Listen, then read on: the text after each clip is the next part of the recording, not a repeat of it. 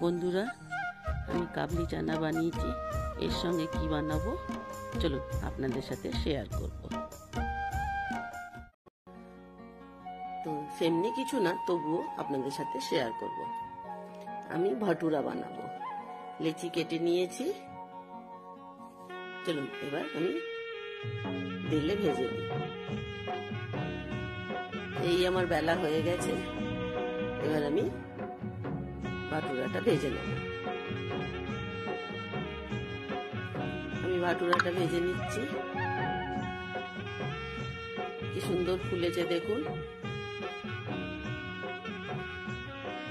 ময়দাটা ভালো করে মাখলে খুব সুন্দর ফোলে। মাখার উপরেই সবকিছু। এটা আমি মেখেছি দই, নুন, সামান্য একটু নুন, চিনি, তেল আর দুধ দিয়ে মেখেছি পুরোপুরি। আপনাদেরকে আমি দেখিয়েছি আগে। আমার ভাটুরা ভাজা হয়ে গেছে। এবার আমি তুলে নেব।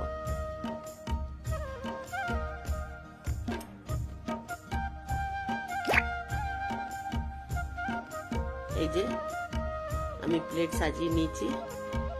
আজকে রাতের ডিনার আমাদের। চলুন একটু খেয়ে দেখি কেমন হয়েছে।